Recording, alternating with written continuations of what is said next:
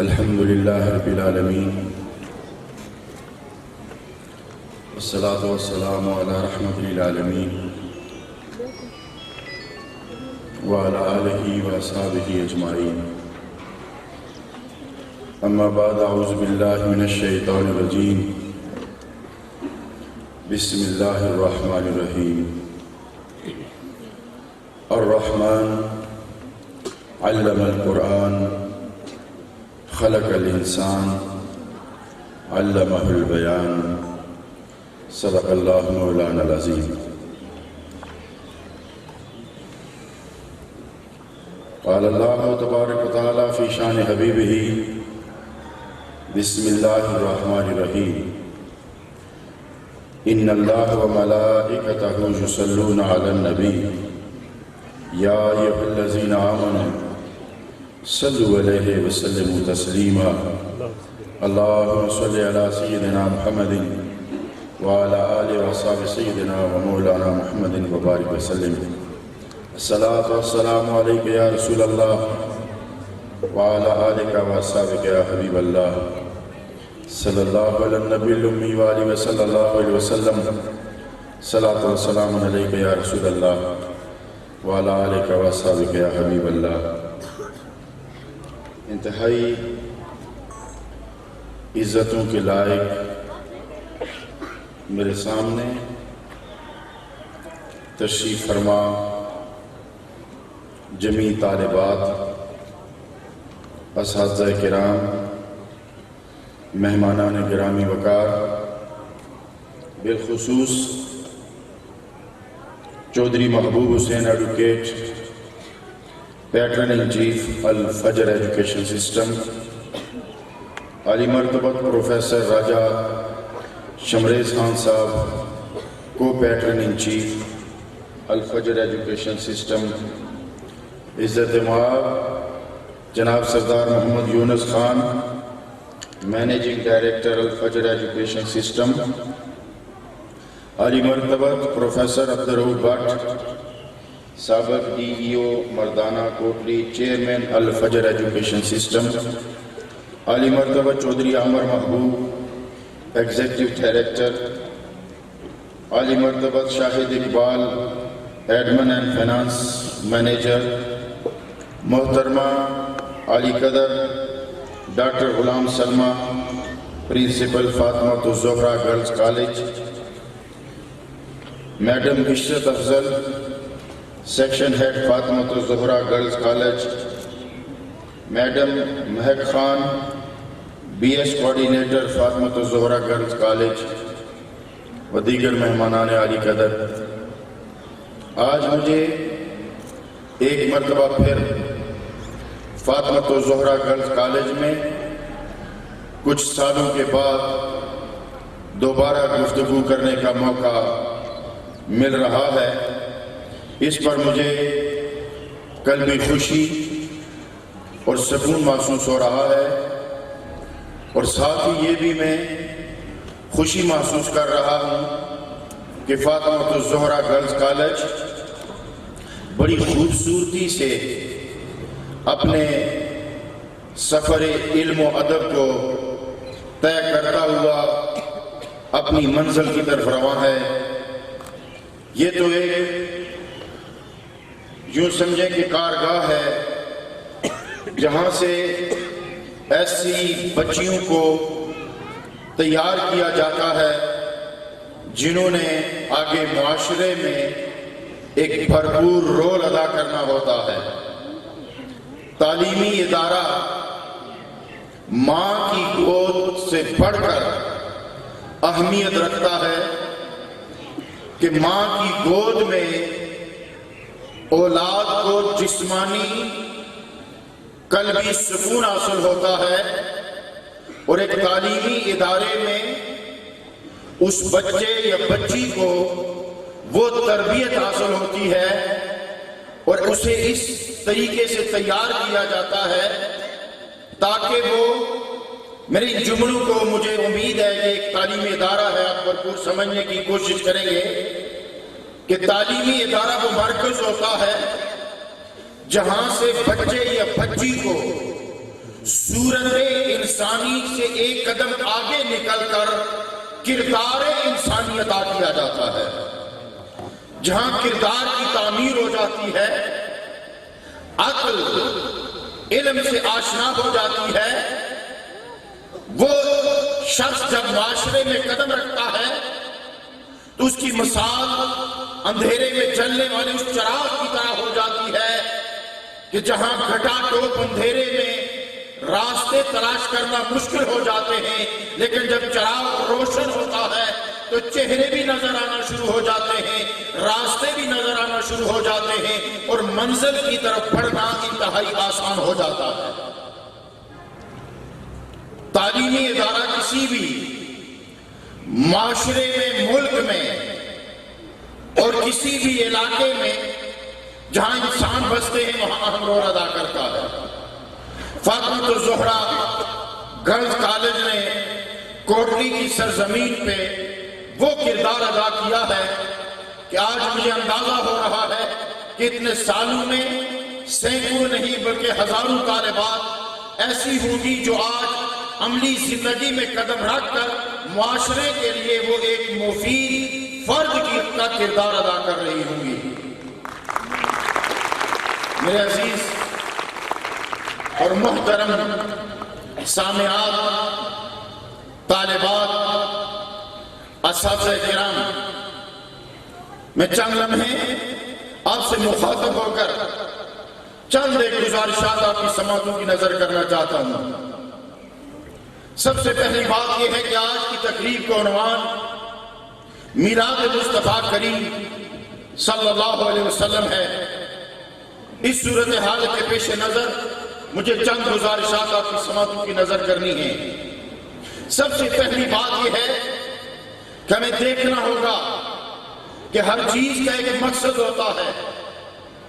گھر رہنے کے لیے ہوتا ہے، گاڑی سفر کرنے کے لیے ہوتی ہے، پھلدار درخت پھل حاصل کرنے کے لیے ہوتا ہے، جسامت کے اعتبار سے بڑا درخت سایہ حاصل کرنے کے لیے ہوتا ہے۔ ہر شے کا مقصد تخلیق ہے۔ تو جب ہر شے کا مقصد تخلیق ہے تو پھر ہمیں غور کرنا ہوگا کہ انسان کا بھی تو کوئی مقصد تخلیق ہے، اور وہ مقصد تخلیق کیا ہے؟ ایک فرمان عالی شان میرے سامنے آ رہا ہے کہ رب کائنات کا فرمان عالی شان ہے۔ یہ الہامی کلام سمجھ لیں یا فرمان عالی شان سمجھ لیں کہ فرمان یوں ہے کہ کنت کنزا مخفیا فاحببت ان اعرف فخلقت الخلق، میں چھپا ہوا خزانہ تھا، میں نے چاہا کہ میں پہچانا جاؤں تو میں نے مخلوق کو تخلیق کیا۔ اس فرمان سے یہ بات واضح ہو جاتی ہے کہ مخلوق دو طرح کی ہے۔ اللہ فرماتا ہے کہ میں نے مخلوق کو اس لیے پیدا کیا کہ میں چھپا خزانہ تھا، فخلقت الخلق کنت کنزا مخفیا کا اگر میں اپنے لفظوں میں تفصیل کے ساتھ آپ کے سامنے اس کا ترجمہ رکھوں تو مجھے یوں کہنے کی مجھے اجازت دیں گے دانشوران عصر کہ اللہ نے فرمایا میں رحمان تھا مگر ظاہر نہ تھا، میں مالک تھا مگر ظاہر نہ تھا، میں رازق تھا مگر ظاہر نہ تھا، رحمان تھا مگر ظاہر نہ تھا، خالق تھا مگر ظاہر نہ تھا، مالک تھا مگر ظاہر نہ تھا۔ اس لیے کہ مالک کا پتہ ملکیت سے چلتا ہے اور خالق کا پتہ تخلیق سے پتہ چلتا ہے، رحمان کا پتہ مرحوم سے لگتا ہے، رب کا پتہ مربوب سے لگتا ہے۔ تو جب تک مربوب نہیں ہوگا کوئی رب نہیں ہوگا، جب تک مرحوم نہیں ہوگا کوئی رحمان نہیں ہوگا، جب تک مخلوق نہیں ہوگی کوئی خالق نہیں ہوگا، جب تک مملوک نہیں ہوگا کوئی مالک نہیں ہوگا۔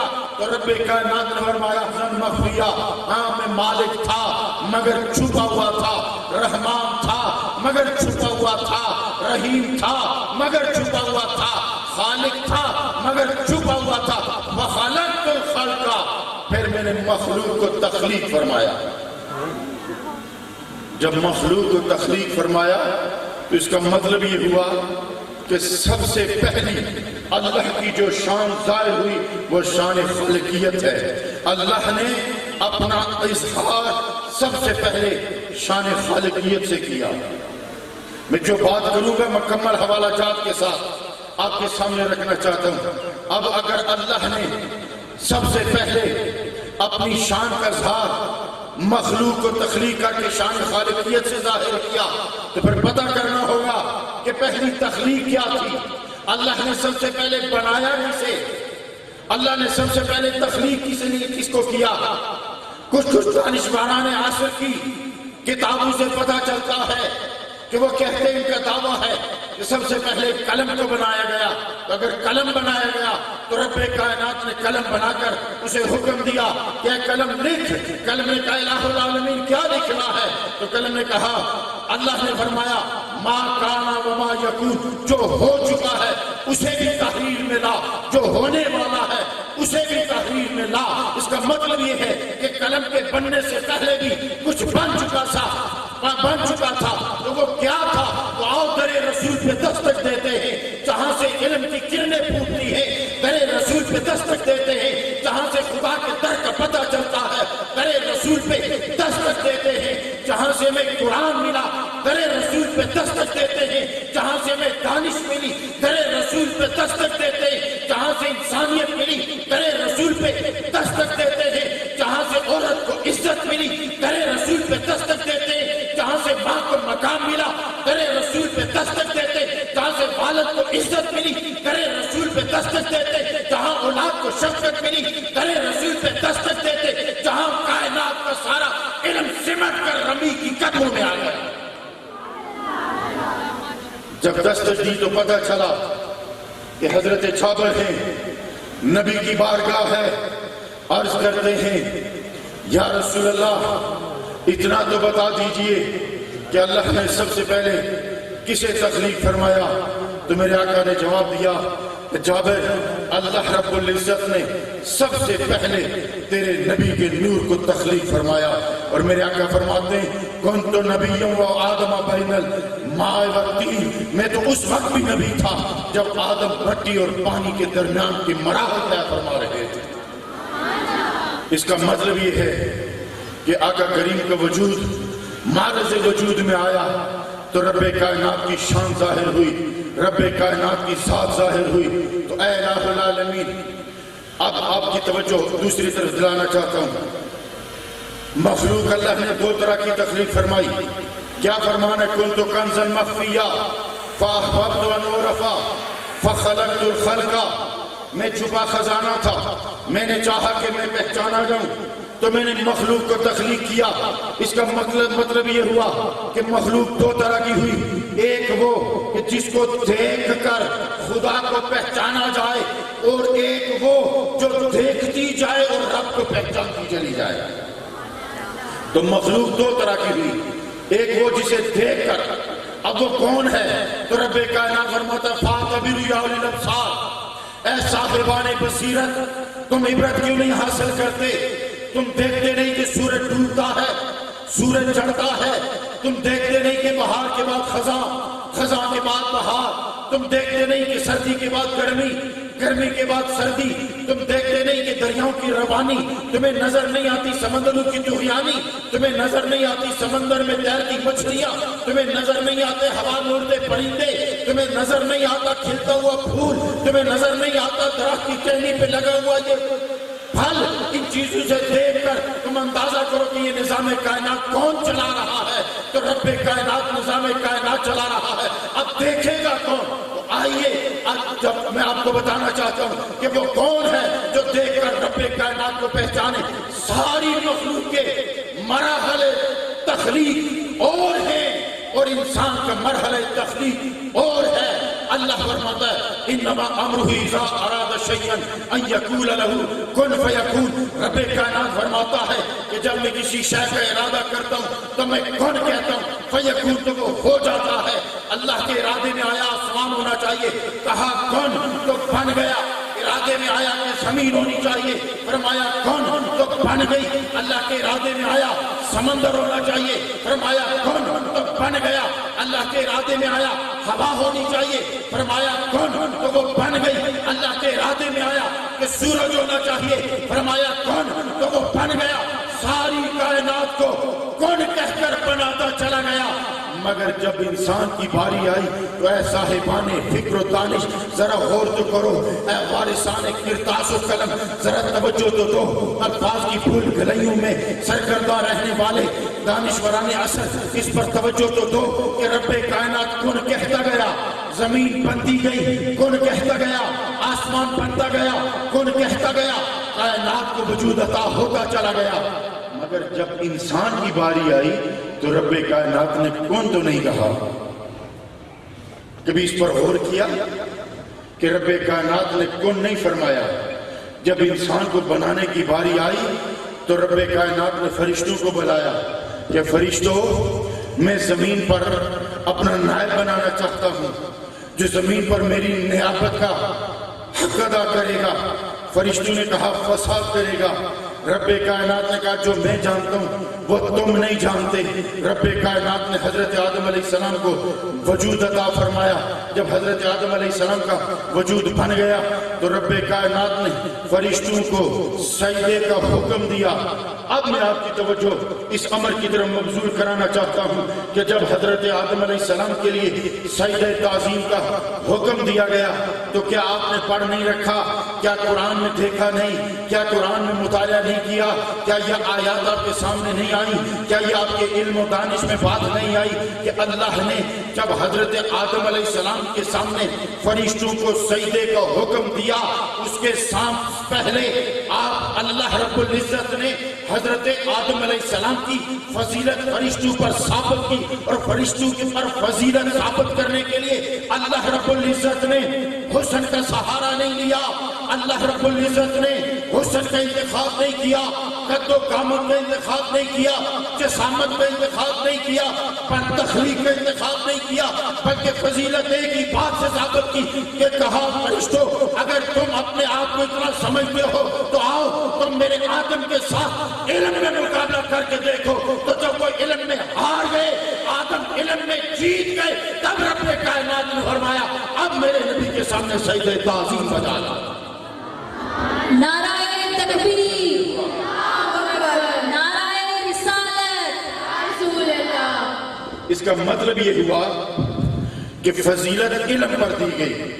اس سے خود آپ اندازہ کر لیجئے گا کہ علم کی کتنی بڑی اہمیت ہے، کتنی بڑی فضیلت ہے، اور علم کتنا ضروری ہے۔ خود رب کائنات فرماتا ہے۔ اب میں آپ کو بتاؤں کہ اللہ فرماتا ہے الرحمن علم القرآن، رحمان وہ ہے جس نے قرآن پڑھایا۔ اس کا مطلب یہ ہے پڑھانا سنت خداوندی ہے، علم منتقل کرنا سنت خداوندی ہے۔ تو پھر مجھے کہہ لینے دیجئے کہ اس کائنات میں ایک درس اور ایک مدرسہ، ایک مکتب ایسا بھی ہے جہاں پڑھانے والا خدا ہے، پڑھا جانے والا قرآن ہے، اور پڑھنے والا محمد مصطفیٰ ہے۔ سبحان اللہ۔ خود رب کائنات نے معلم ہونے کا اعزاز اپنے لیے رکھا۔ اللہ پڑھا رہا ہے، مصطفیٰ پڑھ رہا ہے، الرحمن علم القرآن۔ اسی سے آپ اندازہ کر لیجئے کہ استاد کا مقام و مرتبہ کیا ہے کہ پڑھانے کا سب سے پہلے یہ منصب رب کائنات نے اپنے لیے پسند کر کے اپنے مصطفیٰ کو قرآن پڑھانے کے بعد پھر قرآن میں اعلان فرمایا رحمان وہ ہے علم القرآن جس نے قرآن پڑھایا، خلق الانسان علمہ البیان جس نے انسان کو تخلیق کر کے اسے پھر بیان عطا کیا، اسے پھر تعلیم سے آشنا بنایا۔ اسے آپ خود ہی اندازہ کر لیجئے گا کہ اس محفل میلاد میں جو میں آپ کو پیغام دینا چاہتا ہوں وہ یہ ہے کہ آقا کریم علیہ السلام فرماتے ہیں انما انا لکم بمنزلۃ والد، میں تمہارے لیے والد کے درجے پر ہوں۔ آقا کریم فرماتے ہیں میں تمہارے لیے والد کے درجے پر ہوں۔ کیوں؟ کہ میں تمہیں تعلیم دے رہا ہوں، میں تمہیں سکھا رہا ہوں، میں تمہیں قرآن پڑھا رہا ہوں، میں تمہیں نماز بتا رہا ہوں، میں تمہیں عدل بتا رہا ہوں، میں تمہیں انصاف بتا رہا ہوں، میں تمہیں خدا کا پتہ بتا رہا ہوں، میں تمہیں اصلاح معاشرہ کی تعلیم دے رہا ہوں، میں تمہارا معلم ہوں، لہذا میں تمہارے والد کی جگہ پر ہوں۔ اس کا مطلب یہ ہے کہ استاد کا ایک مقام یہ بھی ہے کہ وہ آپ کے لیے بمنزلت والد، یعنی ماں والد کے درجے پر ہوتا ہے، اور والد کا کیا مقام و مرتبہ ہے اور والدہ کا کیا مقام و مرتبہ ہے۔ میں آپ کو ایک خوبصورت عجیب حکمت بھری بات بتانا چاہتا ہوں، چونکہ آپ کا قلم و کرتاس سے واسطہ ہے، آپ لفظوں سے دن بھر واسطہ رکھتے ہیں، تعلق رکھتے ہیں۔ والدین کی عزت، اساتذہ کی عزت، کتنی احادیث آپ نے سن رکھی ہوں گی، کتنے اقوال آپ نے سن رکھے ہوں گے، کتنے بیانات آپ نے سن رکھے ہوں گے۔ آئے میں آپ کو ایک بڑی حکمت بھری بات آپ سنانا چاہتا ہوں۔ حضرت موسیٰ علیہ السلام نے اللہ کے دربار میں التجا کی، رب ارینی، اے اللہ میں تجھے دیکھنا چاہتا ہوں۔ جواب آیا لن ترانی، اے موسیٰ تو مجھے نہیں دیکھ سکتا۔ بڑی حکمت بڑی بات توجہ سے سنیے گا۔ حضرت امام راضی رحمت اللہ تعالی علیہ نے تفسیر میں بڑی خوبصورت بات نقل فرمائی ہے۔ اللہ کے سامنے جب موسیٰ علیہ السلام کا اصرار بڑھتا گیا تو اللہ رب العزت نے فرمایا، اے موسیٰ دیکھو پہاڑ کی طرف، انظر الی الجبل، اس پہاڑ کی طرف دیکھو۔ یہاں امام راضی نے جو حکمت بھری بات کی ہے، ماشاءاللہ اساتذہ کرام تشریف فرما ہیں، پروفیسر صاحبان تشریف فرما ہیں۔ یہاں خود صاحب تحقیق نے سوال کیا کہ حضرت موسیٰ علیہ السلام نے اللہ سے تو یہ سوال کیا تھا میں تجھے دیکھنا چاہتا ہوں، رب نے کیوں کہا کہ پہاڑ کی طرف دیکھ؟ اس میں حکمت یہ بیان کرتے ہیں کہ جن دنوں میں حضرت موسیٰ علیہ السلام کی ولادت ہوئی تو آپ کو پتا ہے کہ بچوں کو قتل کیا جا رہا تھا۔ بنی اسرائیل میں جب بچہ پیدا ہوتا، اب آپ خود اندازہ کیجئے کہ ماں کے کلیجے پہ کیا گزرتی ہوگی کہ جب اس کے ہاں ولادت ہوتی اور جب ماں کے علم میں یہ بات آتی کہ اس کے ہاں بیٹا ہوا تو اس کا کلیجہ چر جاتا، اسے پتہ چل جاتا تھا کہ اب اس کو قتل کر دیا جائے گا، میرے اس جگر کے ٹکڑے کو کاٹ دیا جائے گا، مجھ سے اسے جدا کر دیا جائے گا، میری مامتا رون دی جائے گی، میری مامتا کچلی جائے گی، میرا جگر پارا ٹکڑے کر دیا جائے گا، میرا جگر پارا ہلاک کر دیا جائے گا، اسے مار دیا جائے گا۔ کتنا تلخ لمحہ تھا، کتنے میں موسیٰ علیہ السلام کی ولادت ہوتی ہے، اللہ رب العزت انہیں سنبھالتا ہے، آپ کو یہ سارا واقعہ پتا ہے۔ اب ماں سے بچے جدا ہیں۔ ایک مرتبہ ماں نے عرض کی کہ موسیٰ علیہ السلام میں تڑپ جاتی ہوں، میری مامتا بے قرار رہتی ہے، آپ کو دیکھنے کا جی چاہتا ہے، آپ سے ملنے کا جی چاہتا ہے، یہ کیا طریقہ ہو سکتا ہے؟ حضرت موسیٰ علیہ السلام نے کہا، اماں اس پہاڑ کی طرف دیکھا کرو، میں ادھر سے اترتا بھی رہتا ہوں، میں ادھر سے چڑھتا بھی رہتا ہوں، تو تم اس پہاڑ پہ نظریں جما کے رکھا کرو، جب میں اتروں تو مجھے دیکھ لیا کرو، جب میں پہاڑ پر سے چڑھوں تو بھی مجھے دیکھ لیا کرو۔ اب ماں کی التجا تھی، حضرت موسیٰ علیہ السلام نے یہ ترکیب بتائی۔ اب چونکہ موسیٰ علیہ السلام نے اپنی ماں کو کہا کہ پہاڑ کی طرف دیکھا کرو، میں تمہیں وہاں نظر آؤں گا، تحقیق تو یہ بنتی ہے کہ کہتے ماں تو حکم کر میں کہاں حاضر ہوں، لیکن انہوں نے کہا کہ تو پہاڑ کی طرف دیکھا کر۔ اب جب وقت آیا اپنا کہ حضرت موسیٰ نے رب کے دربار میں التجا کی کہ میں تجھے دیکھنا چاہتا ہوں، تو رب نے کہا موسیٰ، یعنی یہ ایک عرفانی کلام ہے کہ اب تحقیق والے نے کہا کہ ایک وقت میں موسیٰ نے کہا تھا اپنی ماں کو اس پہاڑ کی طرف دیکھ، تو رب کائنات نے بھی کہا انظر الی الجبل، اے موسیٰ اس پہاڑ کی طرف دیکھ، جس طرح تو نے ماں کو کہا تھا آج میں تمہیں دیکھ کر کہہ رہا ہوں کہ تو اس پہاڑ کی طرف دیکھ۔ اگر مجھے دیکھنا چاہتا ہے جو پہاڑ ماں کو بتایا تھا اسی پہاڑ کی طرف دیکھ، میرا جلوہ وہاں نظر آئے۔ سبحان اللہ۔ آپ اسی سے اندازہ کر لیجئے گا کہ ماں کا مقام و مرتبہ کیا ہے، ماں کی شان کیا ہے، ماں کی عزت و آبرو کیا ہے، ماں کیسی دولت ہوتی ہے، کیسا سرمایہ ہوتا ہے، دعاؤں کا کیسا مرکز ہوتا ہے۔ اور والد جتنی بھی نعمتیں ہوں، جتنی بھی برکات ہوں، شہر جتنا بھی بڑا ہو، لیکن جب تک دروازہ کھلے نہ اس شہر سے کچھ حاصل نہیں ہوتا. ماں کے قدموں کے نیچے جنت رکھی گئی ہے، لیکن میرے کریم آقا نے فرمایا کہ والد جنت کا درمیانی دروازہ ہے، چاہو تو تم اسے کھول لو، چاہو تو اسے بند رہنے دو. اگر تم نے ادب کیا تو یہ دروازہ کھلے گا تو جنت نظر آئے گی. اس کا مطلب یہ ہے کہ اگر جنت ماں کے قدموں میں ہے تو دروازہ والد ہے.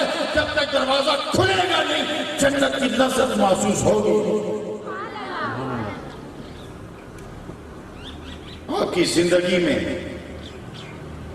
3 شخصیات بڑی بنیادی ہوتی ہیں: ماں، باپ اور اس کے بعد پھر استاد.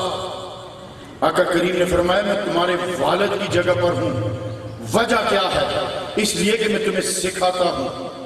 حضرت زید بن حارث رضی اللہ تعالیٰ عنہ عالم دین تھے، دینی علوم میں مہارت رکھتے تھے، منزل استاد تھے. ایک مرتبہ جگہ جنازہ پڑھانے کے بعد جب رخصت ہو کر وہ سواری پہ چڑھنے لگے تو حضرت عبداللہ بن عباس رضی اللہ تعالیٰ عنہما جو آقا کریم کے چچازاد بھائی تھے، انہوں نے چڑھ کے آگے بڑھ کر سواری کی رکاب جس میں پاؤں رکھا جاتا ہے اس کو ہاتھ سے پکڑ لیا تاکہ حضرت زید بن حارث وہاں قدم رکھے. انہوں نے کہا اے آقا کریم، مصطفیٰ کریم کے چچازاد، آپ کیوں اس طرح کر رہے ہیں؟ آپ کیوں رکاب پہ ہاتھ رکھ رہے ہیں؟ انہوں نے کہا نہیں، علماء اور اہل علم اور صاحبان فکر و دانش کی عزت اسی طرح کی جاتی ہے کہ میں رکاب ہاتھ میں پکڑوں، آپ اس میں پاؤں رکھ کر سواری پہ سوار ہوں. یہ مقام ہوتا ہے استاد کا. خلیفہ ہارون الرشید نے اپنے دونوں بیٹے تعلیم کے لیے جب بھیجے نا تو ان کو یہ تعلیم دی کہ یاد رکھنا استاد کا احترام اتنا بڑا ہے کہ ایک مرتبہ مامون الرشید تعلیم حاصل کرنے کے لیے استاد پاؤں دھو رہے تھے، آپ پانی ڈال رہے تھے تو آپ خلیفہ ہارون الرشید وہاں پہنچا تو انہوں نے ان استاد سے کہا کہ آپ نے اس بیٹے کو اتنی ڈھیل کیوں دے رکھی ہے؟ یہ صرف پانی کیوں ڈال رہا ہے؟ یہ اپنے ہاتھوں سے آپ کے پاؤں دھو کے نہیں. یہ اساتذہ کا احترام ہوتا ہے، یہ مقام و مرتبہ ہوتا ہے. اس لیے کہ ہمیں آقا کریم علیہ السلام کے جشن ولادت کے موقع پر ہمیں یہ سیکھنا چاہیے کہ آقا کریم علیہ السلام ہمیں کیا تعلیم دیتے ہیں، آقا کریم علیہ السلام ہمیں کیسا دیکھنا چاہتے ہیں، آقا کریم علیہ السلام اس امت کو کس مقام و مرتبے پر دیکھنا چاہتے ہیں. میرے معزز اور میرے محترم سامعین، کچھ قوتیں ہوتی ہیں وہ نظر آتی ہیں، کچھ قوتیں ہوتی ہیں نہ نظر آنے والی. میں آپ کو ایک مثال دینا چاہتا ہوں.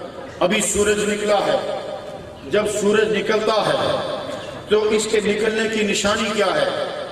ہم سب کہتے ہیں جی کہ روشنی ہو جاتی ہے. سورج کے نکلنے کی نشانی یہ ہے. اب یہ بڑی توجہ طلب بات ہے، میں آپ کو ایک بات سمجھانا چاہتا ہوں. جب سورج نکلتا ہے تو کیا بتانا پڑتا ہے کہ سورج نکلا؟ نہیں، ہر ایک کو پتا چل جاتا ہے. کس وجہ سے؟ کہ روشنی ہو جاتی ہے. ہر کوئی کہتا ہے جی روشنی ہو گئی، سورج نکل آیا، روشنی ہو گئی. میں آپ سے ایک بات پوچھنا چاہتا ہوں، آپ میں سے کوئی اٹھ کے مجھے بتا سکتا ہے کہ اس نے کبھی روشنی دیکھی ہے؟ اگر آپ نے روشنی دیکھی ہے تو مجھے بھی سمجھائیں کہ وہ کیسی ہوتی ہے، وہ محسوس کیسے ہوتی ہے، وہ قدموں پر چل کر آتی ہے، گھوڑے پہ سوار ہو کے آتی ہے، ہوا پہ بیٹھ کے آتی ہے. روشنی کیسی ہوتی ہے، اس کی نظریں کیسی ہے، اس کا چہرہ کیسا ہے، اس کی جسامت کیسی ہے، اس کی قد و قامت کیسی ہے؟ نہیں، روشنی قد و قامت نہیں رکھتی، روشنی چہرہ نہیں رکھتی، روشنی پاؤں نہیں رکھتی، روشنی کا دھڑ نہیں ہوتا، روشنی کا سر نہیں ہوتا، روشنی کی ٹانگیں نہیں ہوتی. مگر جب آتی ہے تو سب کو پتہ چل جاتا ہے روشنی آ گئی. اس کی وجہ کیا ہے؟ روشنی خود نہیں دکھتی، جب چیزیں دکھتی ہیں تو پتہ چلتا ہے روشنی آ گئی. کوئی بات سمجھ میں آئی ہوگی. روشنی خود نظر نہیں آتی، لیکن جب چیزیں نظر آنا شروع ہو جاتی ہیں تو پتہ چلتا ہے کہ روشنی آ گئی. اسی طرح مصطفیٰ کریم علیہ السلام کا وجود اس کائنات میں بظاہر ایک بشریت کی صورت میں نظر آتا ہے، مگر حقیقت میں مصطفیٰ کریم کا وجود وہ روشنی ہے جس سے خدا کے در کا پتہ چلتا ہے، جس سے خدا کے دروازے کا پتہ چلتا ہے، جس سے خدا کا مقام و مرتبہ کا پتہ چلتا ہے۔ آقا کریم کا وجود وہ روشنی ہے، اسی لیے رب کائنات نے فرمایا یا ایھا النبی انا ارسلناک شاہدا و مبشرا و نذیرا وداعیا الی اللہ باذنہ وسراجا منیرا، کہ میں تمہیں روشن کرنے والا چراغ بنا کر بھیجا۔ اب چراغ کیا ہوتا ہے اور روشنی کیا ہوتی ہے، اس کی ایک اور مثال میں آپ کے سامنے رکھتا ہوں۔ حضرت موسیٰ علیہ السلام نے اللہ کے دربار میں عرض کی، اے الہ العالمین، تیرے خزانوں کی اتنی وسعت ہے، تیرے خزانے اتنے وسیع ہیں، ذرا مجھے سمجھا تو صحیح کہ تیرے خزانوں سے تقسیم کیسے ہوتی ہے، اور کیا تیرے خزانے میں کوئی کمی آتی ہے؟ کیا تقسیم کرنے سے تیرا خزانہ کبھی چھوٹے سے درجے پر بھی نیچے آیا؟ تیرے خزانوں کا کبھی لیول ڈاؤن بھی ہوتا ہے؟ مجھے سمجھا تو صحیح کہ تیرے خزانے وسیع کتنے، اور جب تقسیم ہوتی ہے تو اس میں کیا کمی واقع ہوتی ہے یا نہیں واقع ہوتی؟ تو اللہ رب العزت نے بڑی حکمت بڑی بات حضرت موسیٰ علیہ السلام کو بتائی، فرمایا موسیٰ ایک چراغ روشن کرو۔ جب چراغ روشن ہوا تو اللہ رب العزت نے فرمایا موسیٰ اب اپنے پڑوسیوں، رشتہ داروں اور اپنے اقربا کو کہو کہ وہ اس چراغ سے اپنے چراغ روشن کر کے اپنے گھروں میں روشنی لے جائیں۔ اب رشتہ دار آتے جا رہے ہیں، چراغ روشن کرتے جا رہے ہیں، اپنے اپنے گھروں کو جاتے ہیں۔ ایک گھر میں چراغ جلا تھا، چند ہی منٹوں کے بعد تقریباً 100 گھروں میں چراغ جلنا شروع ہوئے۔ تو رب کائنات نے پوچھا اے موسیٰ دیکھ تیرے چراغ کی روشنی میں کوئی کمی واقع ہوئی؟ جب چراغ دیکھا تو اسی طرح جل رہا ہے۔ رب کائنات نے فرمایا یہ تو ایک بہت چھوٹی سی مثال ہے کہ ایک چراغ سے 100 چراغ جلے مگر اس کی روشنی میں کمی نہیں آئی، یہ تو میرے خزانوں میں سے ایک خزانے کی چھوٹی سی جھلک ہے، اس کی تقسیم میں کیا کمی واقع ہو سکتی ہے؟ تو جب ایک چراغ سے اتنے چراغ جلے اس کی روشنی میں کمی نہ آئے تو جسے خود رب کائنات نے سراج منیرہ بنا کر بھیجا ہوگا، اس مصطفیٰ کے چراغ کا عالم کیا ہوگا؟ اس مصطفیٰ کریم کی روشنی کا عالم کیا ہوگا؟ اس مصطفیٰ کریم کے مقام و مرتبے کا عالم کیا ہوگا؟ اب میں نے ایک بات کہی تھی کہ اس انسان کو اللہ رب العزت نے زمین پر خلیفہ بنا کر بھیجا ہے۔ تو اے الہ العالمین، جب تو نے انسان کو خلیفہ بنایا، مرتبہ خلافت عطا فرمایا، تو کیا خاص نشانی عطا کی؟ تو جواب آیا ان اللہ سخر لکم ما فی السماوات والارض، جو کچھ زمین و آسمان میں ہے میں نے تمہارے لیے مسخر کر دیا۔ اب اللہ رب العزت نے ہر چیز انسان کے لیے مسخر کر دی اور اسے قوت تسخیر عطا فرمائی۔ اب قوت تسخیر کیا ہے؟ اللہ رب العزت نے فرشتے بنائے، جنات بنائے، حیوانات بنائے، چرند و پرند بنائے، مچھلیاں بنائیں، جاندار بنائے، بے جان بنائے۔ لیکن میں ایک سوال کرنا چاہتا ہوں، کیا اس کائنات میں کسی اور مخلوق نے بھی تحقیق کر کے کبھی کوئی تبدیلی لائی؟ کیا کسی نے جہاز بنایا؟ کیا کسی نے موبائل بنایا؟ کیا کسی نے ڈیم بنائے؟ کیا کسی نے شمسی توانائی کو سمیٹ کر راتوں کو اجالے کیے؟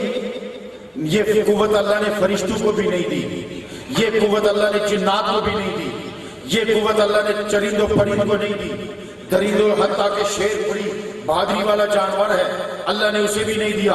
رب کائنات فرماتا ہے ان اللہ سخر لکم ما فی السماوات والارض، یہ قوت تسخیر میں نے صرف حضرت انسان کو عطا کی ہے اور عقل کی بنیاد پر۔ اب یہ تسخیر دو طرح کی ہے، ایک تسخیر عقلی ہے، ایک تسخیر ایمانی ہے۔ یہ تسخیر عقلی تسخیر ایمانی کی دلیل بنتی ہے۔ اب تسخیر عقلی کیا ہے؟ یہ قلم میں یہاں سے چھوڑوں تو ایک لمحے کے لیے ہوا میں کھڑا ہونے کے لیے تیار نہیں ہوگا، اسی وقت نیچے گر جائے گا، مگر عقل کی تسخیر پر انسان نے ٹن لوہا ہوا میں اڑا دیا ہے۔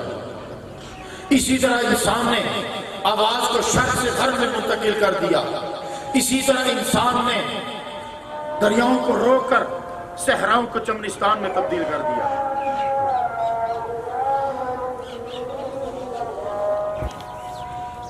اللہ رب العزت نے انسان کو قوت تسخیر عطا فرمائی. اب اس قوت تسخیر سے انسان نے کتنی تبدیلیاں زمین پر رونما کی. لیکن یاد رکھیے تسخیر دو طرح کی ہے. ایک تسخیر عقلی ہے, ایک تسخیر ایمانی ہے.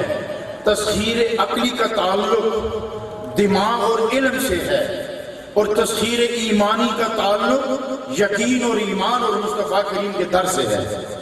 اب آپ دیکھ لیں کہ تسخیر عقلی کیا ہے. انسان نے سیارہ فضا میں چھوڑا.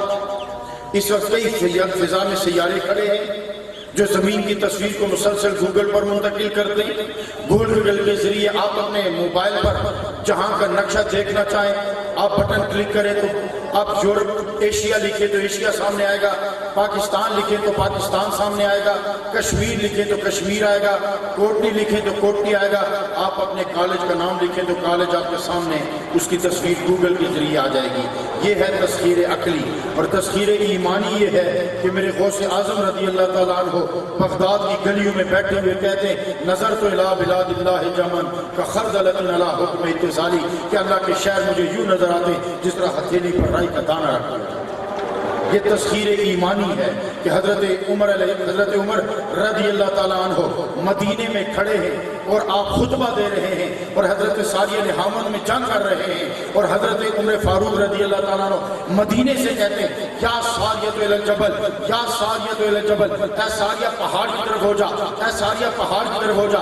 حضرت ساریہ پہاڑ کی طرف ہوتے ہیں, دوبارہ حملہ کرتے ہیں اور انہیں فتح ہو جاتی ہے. کہ جتنے خطبے کے سامعین تھے انہوں نے اختتام پر حضرت عمر فاروق سے پوچھا امیر المومنین اپنے خطبے کے دوران حضرت ساریہ کو آواز دی, وہ تو نحامد میں کئی 100 میل دور نحامد میں جنگ محاذ جنگ پر ہیں. آپ نے کہا ساریہ کو شکست ہو رہی تھی, میں نے اسے کہا کہ پہاڑ کی طرف سے اٹھ کے حملہ کر, اللہ نے اسے فتح عطا کر دی. اب سب اس انتظار میں تھے کہ قاصد آئیں تو ہمیں پتہ چلے. جب قاصد پلٹے تو انہوں نے ان سے پوچھا کہ بتاؤ جنگ کا کیا حال ہے. انہوں نے کہا کہ بروز جمعہ عین جمعے کے وقت ہم جنگ میں تھے, ہمیں شکست ہونے والی تھی. کتنے میں حضرت ساریہ نے ہمیں پہاڑ کی طرف کیا, ہم نے دوبارہ حملہ کیا تو اللہ نے ہمیں فتح عطا کی. حضرت ساریہ سے پوچھا گیا, انہوں نے کہا ہاں ہمیں شکست ہو رہی تھی. کتنے میں میرے کانوں میں حضرت عمر کی آواز پڑی کہ ساریہ پہاڑ کی طرف سے ہو کر حملہ کر, اور میں نے جب پہاڑ کی طرف سے حملہ کیا تو میں نے ان پر فتح حاصل کر لی.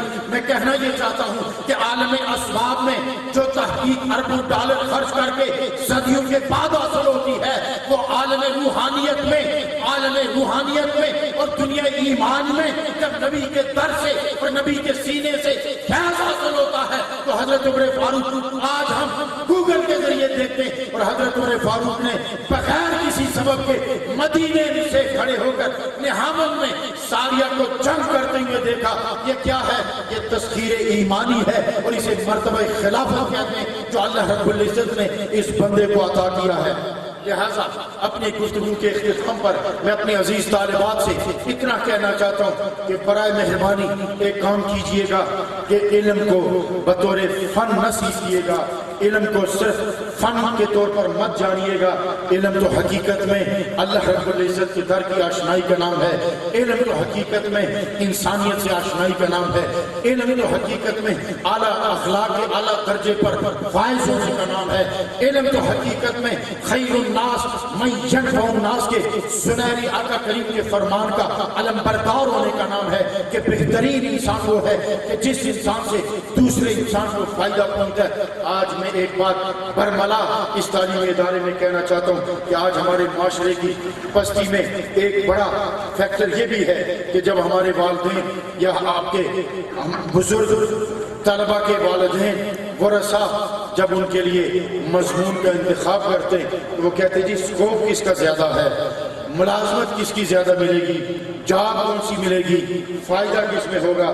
برائے مہربانی اس سوچ کو ہٹا کر دیکھیے گا کہ اس طالب علم میں یا اس طالبہ میں کیا صلاحیت ہے، کس طرح وہ آگے بڑھنے کی صلاحیت رکھتی ہے، یا کیا چیز وہ زیادہ بہتر طریقے سے سمجھ سکتی ہے، اس طرف اس کو لگایا جائے اور ساتھ ہی اس کو اخلاقی اعلیٰ تعلیم دی جائے تاکہ وہ جہاں بھی ہو اور زندگی کے جس شعبے میں بھی ہو اس کے کردار پر، اس کی رفتار پر، اس کے اٹھنے پر، اس کے چلنے پر حضرت بی بی فاطمہ الزہرا کے کردار کی چھاپ نظر آئے، اس کے کردار میں جھلک نظر آئے۔ آج میں آپ کو یہ بات بتانا چاہتا ہوں کہ مسلمان پستی کا شکار کیوں ہو رہے ہیں؟ اس لیے کہ ہم اپنے سنہری اصولوں سے دور ہو گئے ہیں، ہم اسلامی تعلیمات سے دور ہو گئے ہیں۔ وہ تعلیمات جن کو ہمیں اپنانا چاہیے تھا وہ اغیار نے اپنا لی۔ سچائی ہمارا معیار ہے، کرپشن سے دور رہنا ہمارا معیار ہے، ملاوٹ نہ کرنا ہمارا معیار ہے، سچ بولنا ہمارا معیار ہے، انصاف کرنا ہمارا معیار ہے، اخلاق سے پیش آنا ہمارا معیار ہے، انسان سے ہمدردی کرنا ہمارا معیار ہے۔ کیا آپ نے محترم پرنسپل صاحب سے سنا نہیں کہ حضرت علی رضی اللہ تعالیٰ عنہ نے دشمن کو گرا لیا تھا، پھر چھوڑ دیا، اٹھ کے اس نے پوچھا علی تو مجھے مارنے پہ قدرت حاصل کر چکا تھا، میں تو تیرا زیر دست آ چکا تھا، چھوڑنے کی وجہ کیا ہے؟ حضرت علی نے جواب دیا کہ تھوکنے سے پہلے اگر میں تمہیں قتل کرتا تو یہ اللہ کے لیے ہوتا، تھوکنے کے بعد جب تم نے مجھ پر تھوکا تو میرے اندر میری انا اٹھی، میری انا جاگی، اب کا جو تیرا قتل تھا وہ میری ذات کے لیے ہوتا۔ اور یاد رکھ مسلمان ذات کے لیے نہیں لڑتا، اللہ کی ذات کے لیے لڑا کرتا ہے۔ جب یہ معیار ہو جائے گا ہمارا، یہ معیار ہم اپنا لیں گے تو انشاءاللہ تعالی یہ مسلمان قوم ہمارا وہ معیار تھا۔ میں ڈاکٹر حمید اللہ کا ایک جملہ آپ کی سماعتوں کی نظر کر کے میں کہتا ہوں اگر میرا یہ جملہ آپ سمجھ جائیں تو خدا کی قسم میری ساری گفتگو کا من نچوڑ نکل آئے گا۔ ان کا ایک جملہ مجھے بڑا پسند آیا، انہوں نے کہا لندن اور پیرس جب تاریکیوں میں ڈوبے ہوئے تھے یہ جہالت کے مراکز ہوا کرتے تھے، جہاں جبر، بربریت، ظلم کی ایک داستان رقم ہوتی تھی، جہاں جہالت کے اپنے ڈیرے جمے ہوئے تھے۔ لندن اور پیرس جب تاریکی میں ڈوبے ہوئے تھے غرناطہ اور بغداد جگمگایا کرتے تھے۔ غرناطہ اور بغداد کی لائبریریاں رہنمائی کر رہی ہوتی تھی، غرناطے اور بغداد میں علم کے چراغ جل رہے ہوتے تھے۔ اللہ کرے کہ وہ تاریخ پھر پلٹے، پھر ہماری نوجوان نسل دین اسلام پر کاربند ہو کر قرآنی اصول اور آقا کریم کی فرمودات کی روشنی میں اپنے کردار کی تعمیر کرے۔ وما علینا۔ جزاک اللہ۔